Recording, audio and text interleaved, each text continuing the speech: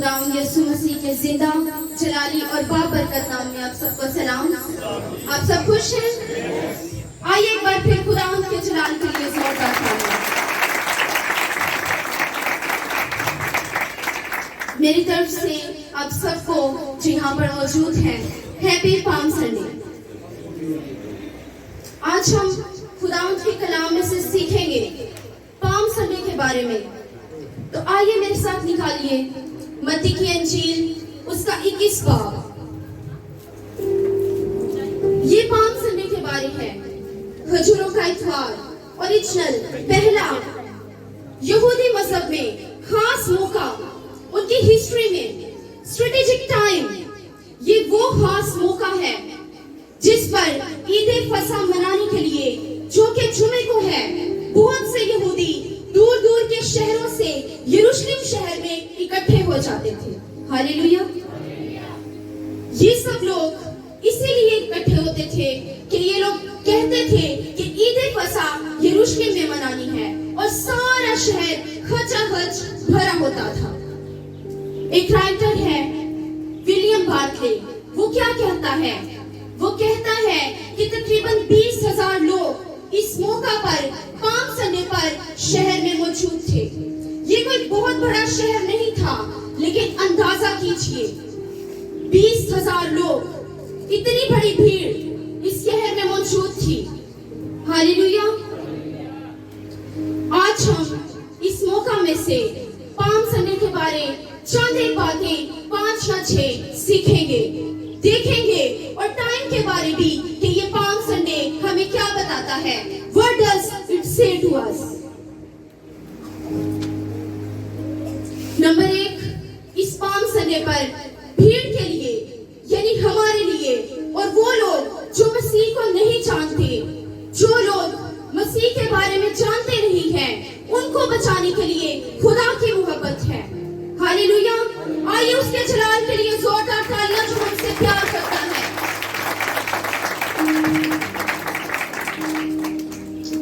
मसीह अमूमन पोशीदगी में अपने काम करता था। मौजज़ा भी हो जाना और ये भी कह देना कि जिक्र ना करना, किसी को ना बताना, लेकिन भीड़, लोग शोर डाल देते थे। और एक दिन मसीह के भाइयों ने ही उससे कह दिया, क्योंकि वो ईद पर नहीं जा रहा था। उन्होंने कहा कि तू चाहता क्यों नहीं है? अगर तू मशहूर होना चाहता है तो लोगों के सामने, दुनिया के सामने खुलकर आ। लेकिन मसीह ने उनसे क्या कहा?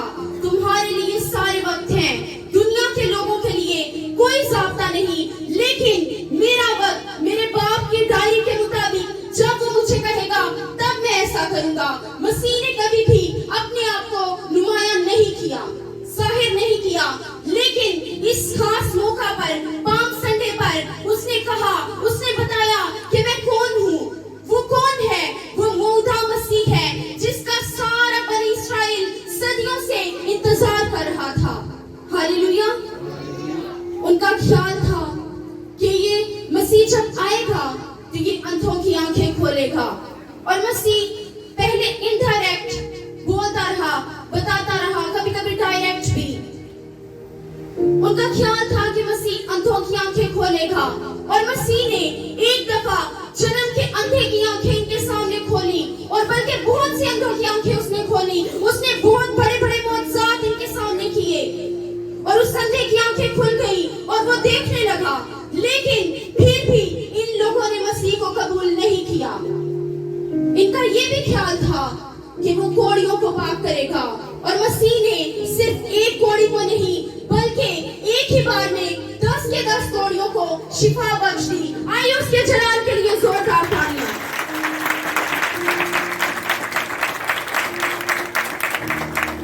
लेकिन ये लोग, ये फिर भी उस पर ईमान नहीं लाए, और ये उनको बुलाता रहा, उनको कहता रहा पाम संडे के दिन भी कि आओ, अब भी निजात पालो, मेरे पास आओ, मुझे पहचानो, मुझे जानो कि मैं कौन हूँ।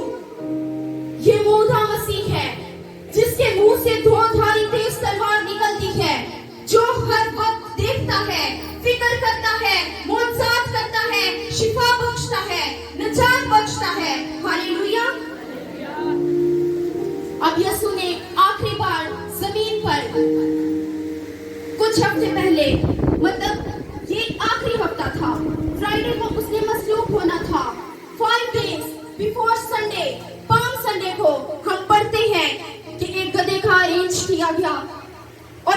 उस पर बैठ गया।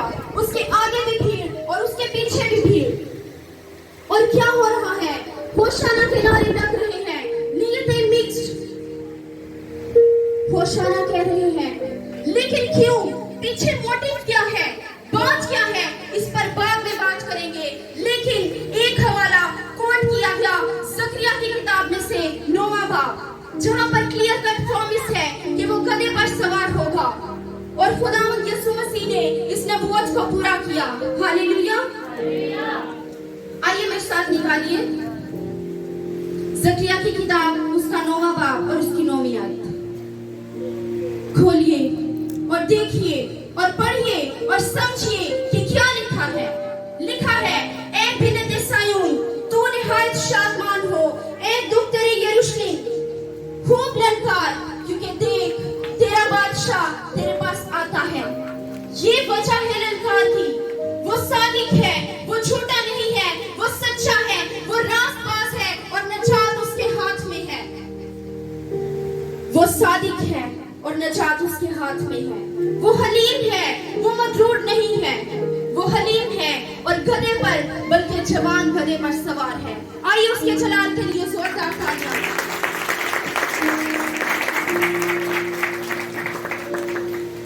हाँ, यस, वो सादिक है, लेकिन इन सब बातों के साथ साथ ये भी बात की गई है उसको जो खिताब दिए गए हैं, जो इल्काब दिए गए हैं, जैसा कि मुकाशवा की किताब बयान करती है, उन पर भी गौर करेंगे। मुकाशवा की किताब, उसका पहला बाब और उसकी 5वीं आयत। और यीशु मसीह की तरफ से जो सच्चा गवाह और मुर्दों में से जी उठने वालों में पहलौठा और दुनिया के बादशाहों पर हाकिम है, तुम्हें फजल और इत्मीनान हासिल होता रहे। यीशु मसीह सच्चा और वफादार गवाह है और हम मसीह खुदा के बारे जो कुछ जानना चाहते हैं, बाप के बाबत जो कुछ हमें जानने की जरूरत है, वो हम मसीह के वसीला से जान सकते हैं। और उसने खुद ही कहा है कि जिसने मुझे देखा उसने बाप को देखा। हालेलुया। गवाह वो है जो कुछ जानता हो, जिसको कुछ पता हो। ये पहली बात है। दूसरी बात क्या है? मुर्दों में से जी उठने वालों में पहलौठा, the first born from the dead। मसीह का मुर्दों में से जी उठना उसके ईमानदारों के जी उठने की जमानत है, क्योंकि वो मुर्दों में से जी उठा है, इसलिए हम भी जी उठे हैं। हालेलुया।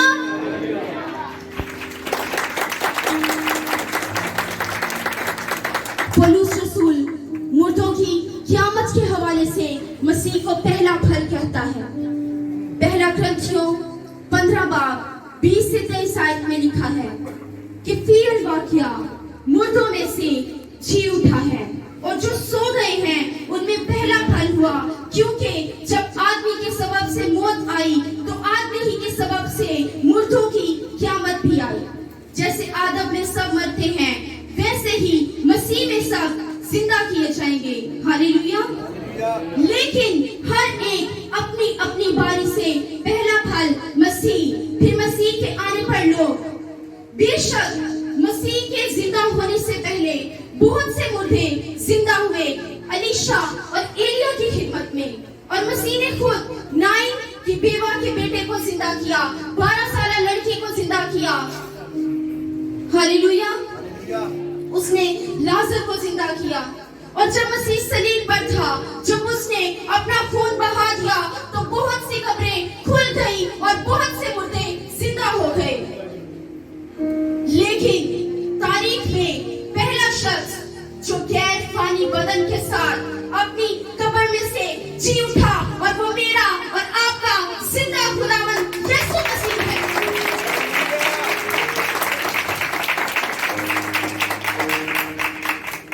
मुकाशवा की किताब पहला बाब 18 आयत में लिखा है, मसीह ने खुद कहा है, मैं मर गया था और देख अब्दुल्लाबाद जिंदा रहूंगा, और मौत और आलमे अरवाह की कुंजियां मेरे पास हैं। आमीन। तीसरी बात, दुनिया के बादशाहों पर हाकिम, रूलर ऑफ किंग्स। दुनिया के तमाम वाक़यात और हालात और बुज़राए आज़िम और सदूर और बादशाहों पर हमारे खुदावंद यीशु मसीह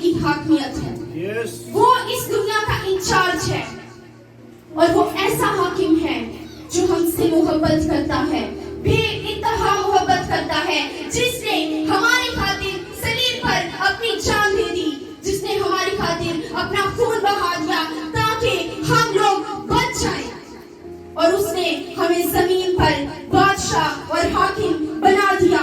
हालेलुया। आइए एक बार फिर उसके जलाल के लिए जोरदार ताली।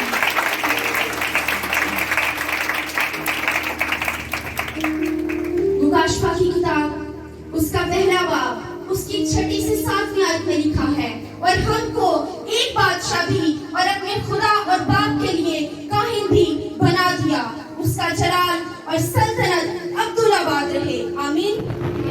चौथी बात, अव्वल और आखिर, the first and the last. ये खुदावंद यीशु मसीह की अब्दियत या इटर्निटी कि वो सलामती का शहजादा है, वो अब्दियत का बाप है, दुनिया के सारे टाइम, सारे सेंचुरीज, सारे जमाने, उनसे भी बढ़कर इटर्निटी हमारे खुदावंद यीशु मसीह की है, और वो हमेशा हमेशा जिंदा रहेगा और उसकी बादशाही का आखिर ना होगा। हालेलुया। दुनिया के बादशाह आते हैं, हुक्मरानी करते हैं और फिर मर जाते हैं, लेकिन ये एक ऐसा बादशाह है जो हमेशा हमेशा बादशाही करता रहेगा, और वो कर रहा है। हालेलुया। पांचवी बात, अल्फा और ओमेगा। ये दोनों वर्ड क्या हैं? ग्रीक जुबान में अल्फा जो है ये पहला हर्फ है, जिस तरह उर्दू जुबान में अलिफ पहला हर्फ है और ये आखिरी हर्फ है। अंग्रेजी में ए पहला अल्फाबेट है और जेड या जी लास्ट अल्फाबेट है। इसी तरह यूनानी जुबान में अल्फा पहला वर्ड है और ओमेगा आखिरी हर्फ है। इसका मतलब क्या है? इस बात का मतलब है कि वो अलिफ है और वो ये है, वो ए है और वो जेड है, वो अल्फा है और वो ओमेगा है, वो इब्तिदा है और वो इंतहा है, वो अव्वल है और वो आखिर है। हालेलुया। आइए उसके जलाल के लिए जोरदार तालियां। दुनिया में जितनी भी चीजें हैं उनको कंप्लीटली फंक्शंस के लिए बाहर से किसी सोर्स की जरूरत पड़ती है। ये आप सब लोग जानते हैं कि अगर इंसान है तो उसे जिंदा रहने के लिए खाने की जरूरत पड़ती है। हर चीज को जो इस दुनिया में है उसे बाहर से किसी एनर्जी की जरूरत होती है ताकि वो कंप्लीटली फंक्शंस कर सके, अपनी एक्टिविटीज को पूरा कर सके। लेकिन खुदावंद यीशु मसीह वो अपनी जात में कामिल है, इसीलिए उसको अल्फा और ओमेगा कहा गया है, इसीलिए उसको अव्वल और आखिर कहा गया है, क्योंकि उसको कंप्लीटली फंक्शंस करने के लिए बाहर से किसी सोर्स की जरूरत नहीं है, किसी एनर्जी की जरूरत नहीं है। हालेलुया। वो हमारा बादशाह है, वो हमें देख रहा है, और वो ऐसा बादशाह है जो यहाँ पर भी तख्ते नशीन है, जो आसमान पर भी तख्ते नशीन है। हालेलुया। ये नबूवत जो मत्ती की अंजील 21 बाब में की गई और मसीह ने इस नबूवत को पूरा किया कि वो हलीम है। हालेलुया। ये बात भी बताई गई है कि उसमें कोई मगरूरी नहीं है, वो प्राउड नहीं रखता, बल्कि वो हमसे प्यार करता है, वो हलीम है। और उसकी हलीमी के बारे में बताया गया है कि वो इस कदर हलीम है कि वो गधे पर, बल्कि गधे के बच्चे पर, जवान गधे पर सवार है। हालेलुया। आज इसमें से पहला पॉइंट कि यीशु नासरी ये वही है जो हमें निजात देने आया है। ये ऐसी भीड़ के लिए आया है, ऐसी भेड़ों के लिए आया है जो अपने चरवाहे को ढूंढ रही है, जो गुर्बत का शिकार है, जो बीमारियों में मुब्तला है, जो परेशानी की हालत में है, जो फंसी हुई है।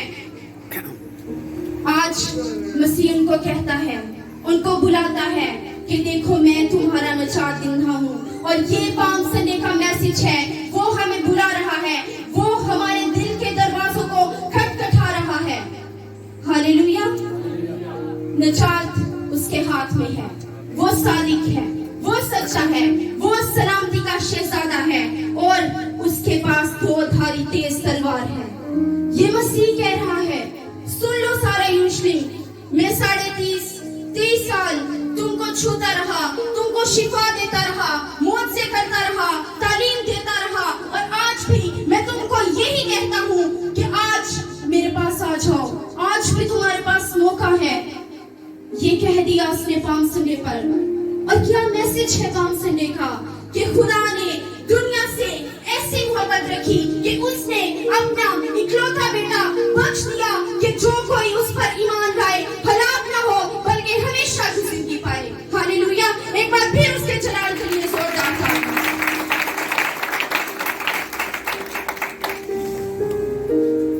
एक और हवाला पढ़ेंगे, दूसरा पत्रस 3 बाब 9वीं आयत।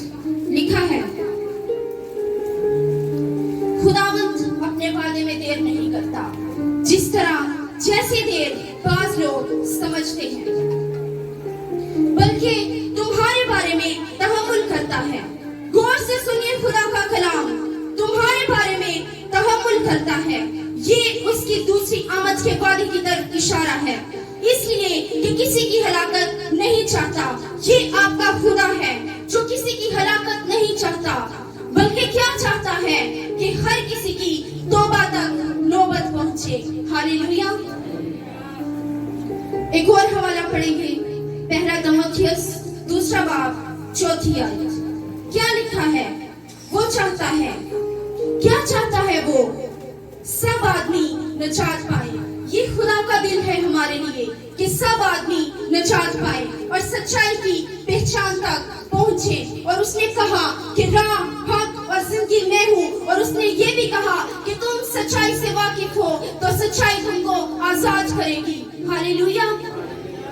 सच्चाई इंसान को आजाद करती है और झूठ इंसान को इंस्लेव करता है, नुकसान पहुंचाता है, फंस जाता है इंसान।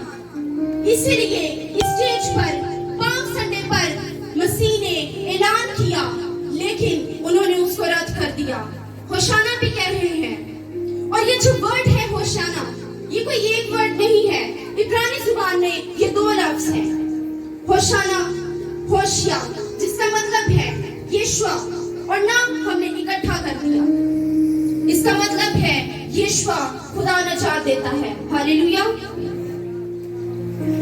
होशाना। और नाम का क्या मतलब है? Please I pray. लोग कह रहे हैं, मेहरबानी करके हम तेरे हजूर में आते हैं, तू हमें नजात दे। ये भी कह रहे हैं, होशाना भी कह रहे हैं, लेकिन उसको कबूल भी नहीं कर रहे। इतना करीब और फिर भी इतना दूर। आज भी लोगों का यही हाल है। मसीह के इतना करीब होने के बावजूद भी इतना दूर है। चर्च तो आते हैं, कलाम तो सुनते हैं, लेकिन दिल से उसको कबूल नहीं करते। आज उससे कहिए कि खुदावंद, मैं तेरे हजूर में आया हूँ, मैं तेरे हजूर में आई हूँ, और मैं ना सिर्फ कलाम को सुनने आई हूँ, बल्कि उस पर अमल करने आई हूँ। हालेलुया। उनके ख्याल में हुआ क्या? कॉन्फ्लिक्ट क्या था? इख्तिलाफ क्या था? बनी इस्राइल पाम संडे के रोज रोम की गुलामी में थे और वो पॉलिटिकल फ्रीडम चाहते थे, आजादी को चाहते थे, लेकिन रूहों की निजात नहीं। Political freedom, economical, social, national, political, spiritual नहीं। आज भी लोगों का यही हाल है। चर्च आते हैं, लेकिन रूहों की निजात नहीं चाहते, स्पिरिचुअल ब्लेसिंग्स को नहीं चाहते, माली बरकत को चाहते हैं। कमेटियां तो निकालते हैं यीशु के नाम में, घर तो चाहते हैं, लेकिन आसमान पर यीशु के नाम में नहीं। भेड़ों की निश्चत कभी नहीं बदलती। भेड़ें जैसी पहले थी, वो आज भी वैसी ही है।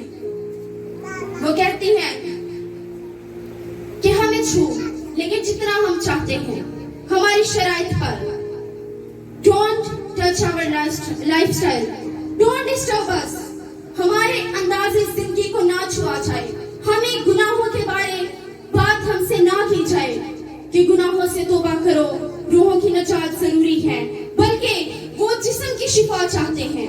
अरे ये भी जरूरी है, मसीह ये भी देगा, लेकिन पहले क्या जरूरी है कि गुनाहों के सबब से हम पर जो मौत है छुटकारा मिले। पहली शिफा कौन सी? रूह की शिफा। दूसरी शिफा जिस्म की शिफा। हालेलुया। आइए उसके जलाल के लिए जोरदार तालियां जो रूहों को निजात भी बख्शता है और शिफा भी देता है। This was the problem कि सब लोग शिफा चाहते हैं। एक बार एक मफलूज मसीह के पास आ गया शिफा पाने के लिए और हीलिंग क्रूसेड लोग हैरान रह गए। क्यों? क्योंकि मसीह ने उसको कहा, बेटा कैसा तसल्ली भरा लफ्ज है। अरे वो आ गया खुदावंद की हजूरी में जहां पर उम्मीद है, जहां पर होप है, जहां पर लफ्ज है बेटा बेटी और एक रिलेशनशिप है खुदावंद यीशु मसीह के साथ। आपके जिस्म की शिफा से पहले क्या जरूरी है कि कोई आपको बेटा या बेटी कहे, कोई आपके साथ कनेक्शन बांधे। हालेलुया। एक ही है जो हमें गुनाहों से शिफा देता है, निजात देता है, और वो कौन है? वो मेरा और आपका जिंदा खुदावंद यीशु मसीह है। जरा जोर से बोलिए, कौन है? आइए उसके जलाल के लिए जोरदार तालियां।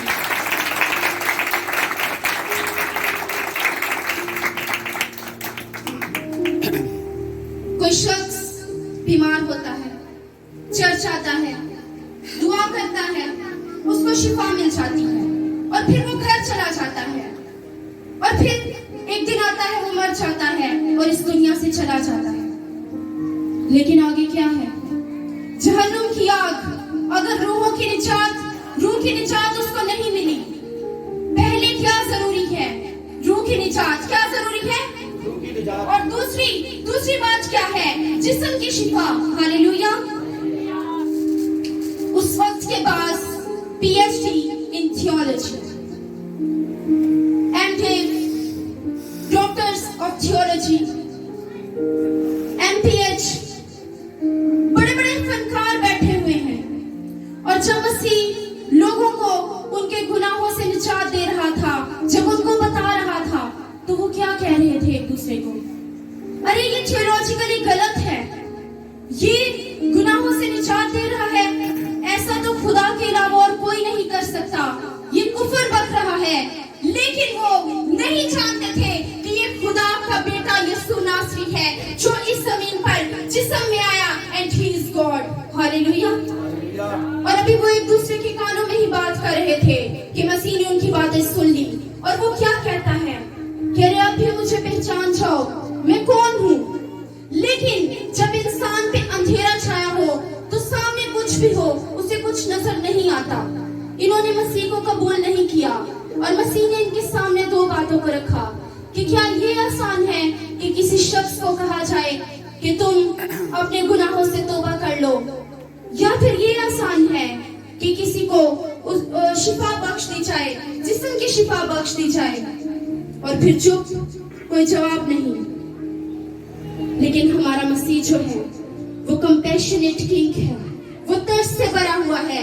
जब मफलूज उसके पास आया, रूहों की निजात, गुनाहों से मुआफी तो उसने पहले ही दे दी, लेकिन उसके बाद एक और कलाम नाजिल हुआ, उठ अपनी चारपाई उठा और चल फिर। हालेलुया। और ये जो कभी चला ही नहीं था, अब सब जानते हैं कि जब कोई बच्चा चलना शुरू करता है तो उसे भी उंगली पकड़कर चलाना पड़ता है ना? लेकिन क्या हुआ? कैसी पावर इसके ऊपर उतर आई, कैसा मसा, कैसी एनॉइंटिंग, कैसी ताकत आ गई कि ये उठा और इसने अपनी चारपाई उठाई और क्या कहता है? जीसस। हालेलुया। यीशु मसीह जिसने मुझे शिफा बख्शी है। आइए उसके जलाल के लिए जोरदार तालियां।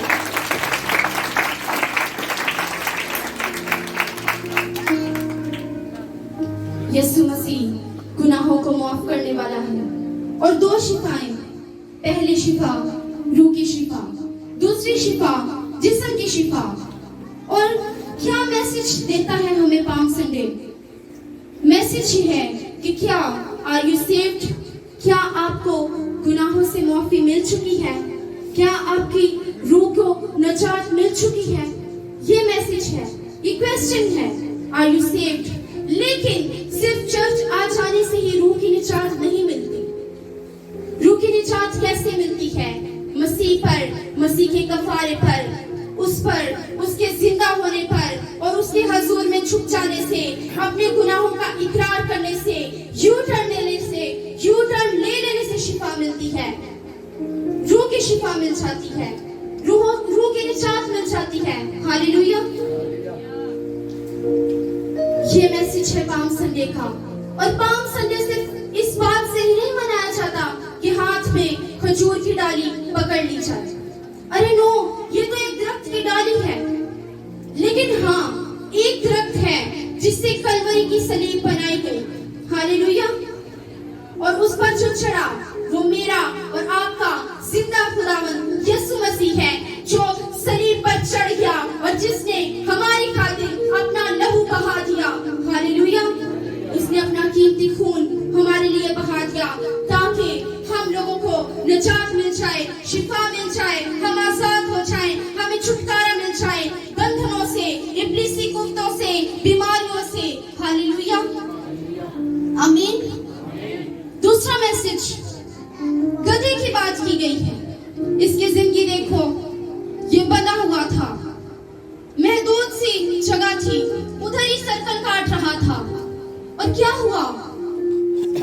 एक मैसेज आया कि खुदावंद को इसकी जरूरत है और फिर इसकी मंजिल, इसकी डेस्टिनी बदल दी गई। हालेलुया। इंसान के लिए भी आज यही मैसेज है। अगर कोई ये समझता है कि मैं मामूली हूँ, मैं कुछ भी नहीं हूँ, तो खुदावंद आज उसे बुलाता है। हालेलुया। ताकि उसकी डेस्टिनी, उसकी मंजिल बदल जाए। और वो मंजिल, वो डेस्टिनी क्या है कि आप सब जानते हैं, वो खुदा की बादशाही है। आइए उसके जलाल के लिए जोरदार ताली।